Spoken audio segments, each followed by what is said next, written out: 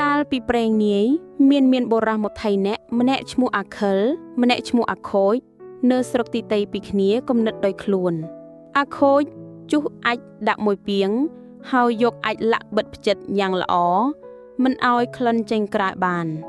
អាខិលធ្វើកំបិតមួយផ្លែពុនចង្កឹះអកកំបោដងពុនកដៃស្រោមធំវែងមួយលូកអាខិលស្ពាកំបិតនោះដើរលូកអាខូចក៏ពុនពាងអាចនោះដើរទៅលក់ដែរ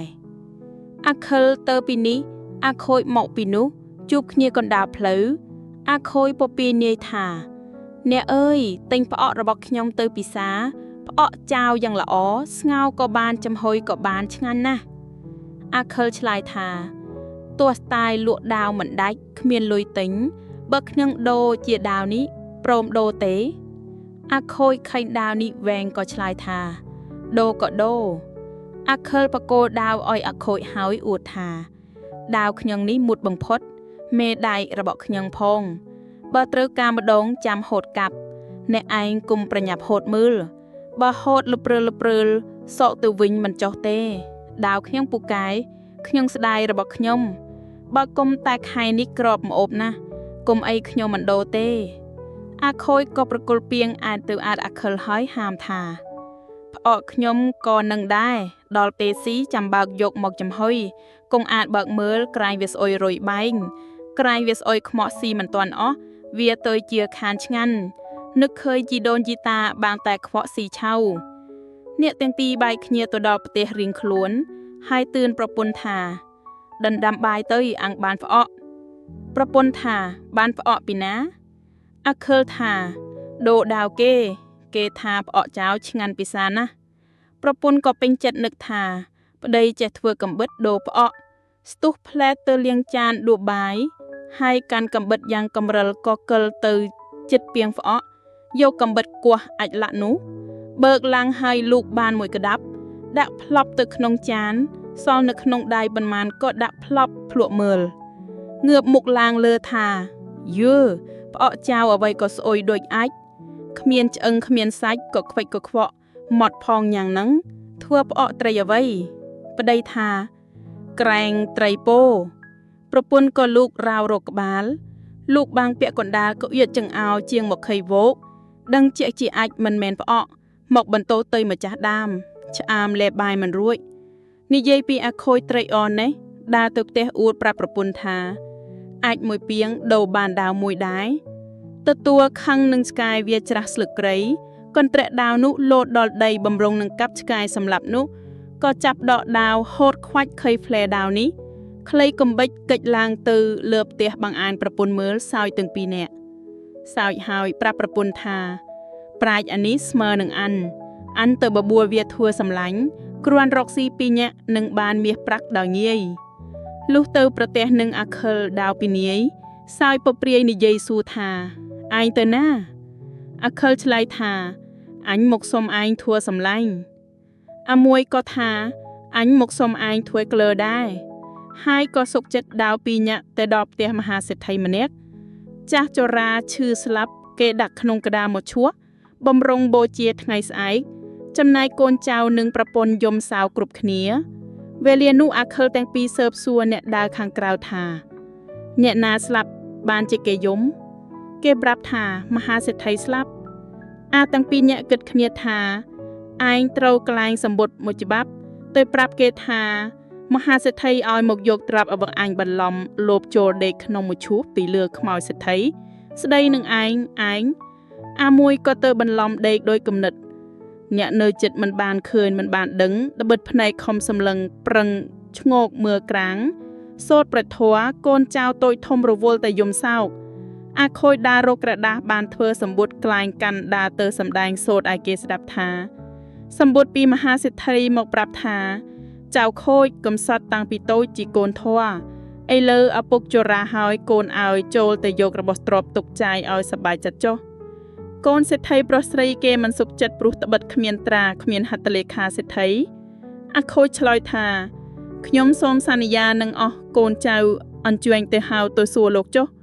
បើលោកស្ដីនោះខ្ញុំត្រង់ពិតបើលោកស្ងៀមនោះខ្ញុំក្លែងបោះឆោតទេកូនសេដ្ឋីស្ទុះភ្លាមទៅហៅឪពុក អាខិលឆ្លើយថាកូនសួរថាឪពុកបានឲ្យកូនធរមកយករបស់មែនឬអាខិលឆ្លើយថាកូនអាំងឈ្មោះអាខូចវាមកហើយឬកូនឆ្លើយថាទៀនប្រុសមកហើយអាខិលថាមើលយករទេះមួយធំក្របីមួយនឹមទឹមរទេះនោះហើយយកមាសប្រាក់កាវកងសម្ពុតអាវវាលផ្ទុកនៅក្នុងរទេះឲ្យល្មមតែក្របីនោះអូរួចបានប៉ុន្មានឲ្យវាយកចុះកូនចៅស្រីប្រុសចាញ់ឧបាយកលអាខិលអាខូចក៏ខឹងខ្មោចសទ្ធិស្លាប់ហើយចេះស្ដីហៅអាចារ្យឥឡូវនឹងបើកក្តារឲ្យច្បាស់ចាស់ហាមប្រានថាមើលមុខខ្មោចមិនបានខ្លាចដេកយប់មកមើលមកម៉ាញម្លោះហើយក៏ជាចាស់យកសម្ពុតអាវស្លៀកពាក់និងកន្ទេលពូខ្នល់ខ្នើយហើយថែមទុកថាសចានល្អអំបិលប្រហុក4ក្រឡាអង្ករប៉ាមការុងដាក់ផ្លុកទៅឲ្យអាខិលអាខូចបង្វិលរទេះយ៉ាងធំចុចចែកយំទឹកភ្នែកឲ្យដោយខឹងដោយបញ្ឆោតទាំងស្រីប្រុសហើយក៏ដឹកក្របីមួយនឹមទឹមរទេះប្រគល់ទៅឲ្យអាខូចអនុត្រេកអរឡើងបរទេះចេញទៅអ្នកទាំងអស់ដែរនៅតែជ្រួលមិនស្រួលចិត្តព្រោះត្បិតខឹងនឹងស្ដាយអាខិលលួយមើលនៃអាយលោបចេញព្រិចរត់តាមទៅបន្តិចក៏ទាន់រទេះហើយនិយាយថាយើងបានទ្របរបបតែទាស់ឃ្លានបាយបើឈប់ដណ្ដើមបាយនៅរៀងអាយក្រៃមិនស្ងាត់ខ្លាចចោលតាមមុខប្លន់ទ្របមួយរទេះបើដូច្នេះអញឈប់ចាំអញទៅសុំបាយគេខ្លះយកមកឲ្យឯងអាមួយព្រមហើយអាមួយក៏ដើរតរកថ្នាំតាមផ្លូវយកមកលាយបាយឲ្យពលស្លាប់អន្តរាយនិងយកទ្រព្យរបស់នោះតែម្នាក់ឯងអាមួយនៅចាំរទេះក៏ធ្វើខ្នាដាក់ស្ទាកផ្លូវបំរុងឲ្យត្រូវអនុស្លាប់និងយកទ្រព្យតែម្នាក់ឯងដែរវេលានោះអាមួយទៅសុំបាយគេស៊ីហើយសុំមួយចានផ្ញើសម្លឹងគេមិនកំណាញ់ក៏រកស្លឹកចេកខ្ចប់ឲ្យមានទាំងត្រីអាំងផងអនុក៏លាគេដើរចេញមកហើយយកថ្នាំប្រឡាក់បាយមកដល់ខាងអាយក៏ត្រូវនឹងខ្នានោះស្លាប់អាមួយដើរប្រញាប់ចាប់បាយស៊ីមិនដឹងថាមានថ្នាំពុលក៏ពុលស្លាប់បន្ទាប់គ្នាឯក្របីនោះក៏អូសរទេះចូលខ្មងព្រៃរទេះរតាកទៅជ្រកខ្មងទឹកត្រពាំងដាច់ខ្សែទៀមដេកត្រាំទឹកនៅទីនោះទៅដល់វេលាព្រឹកមានបរោះម្នាក់ដើរទៅឃើញទ្រព្យរបស់ទាំងអស់នៅក្នុងព្រៃនឹកម្ដងភ័យនឹកម្ដងអថាឯងអ្នកក្រមិនដែលប្រទះទ្រព្យច្រើនដុតនេះទេដូច្នេះបើឡៃលបយកទៅធ្វើជារបស់ខ្លួនក្រែងពុំបានសុខក៏រុញរទេះសម្រុកទៅទុកក្នុងព្រៃចងក្របីជាប់ត្រឡប់ទៅផ្ទះវិញហើយក៏ពិសោធន៍មកយ៉ាតប្រពន្ធដោយគិតថាបើប្រពន្ធមកយ៉ាតល្អនឹងយកទ្រព្យនោះទុកជារបស់ខ្លួនបើនិយាយអ្វីមិនចេះលាក់នឹងយករបស់ទាំងនោះទៅជូនរាជការផែនដីប្រយោជន៍ដើម្បីឲ្យសុខខ្លួនទឹកហើយទៅដល់ផ្ទះក៏កុហកប្រាប់ប្រពន្ធថាអញជុះអាចមិញមានសាច់ក្អែតមួយហើចេញពីក្តិតតែឯងអាណិតបិទមាត់ឲ្យឈឹងគង់ឲ្យអ្នកណាគេដឹងមួយជាពីរតែចូលត្រជាគេវាបែកការអាក្រក់ណាស់កើតមានជំនុំជម្រះសួរទៅសួរមក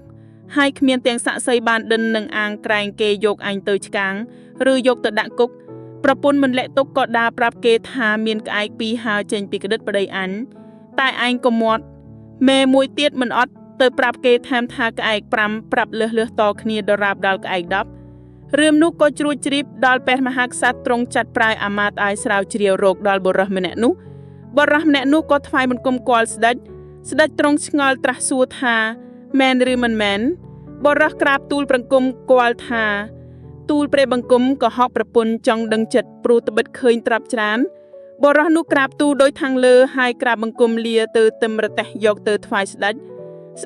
ទ្រង់ព្រះរាជទានឲ្យបុរសនោះពាក់កណ្ដាលដាក់ឃ្លាំង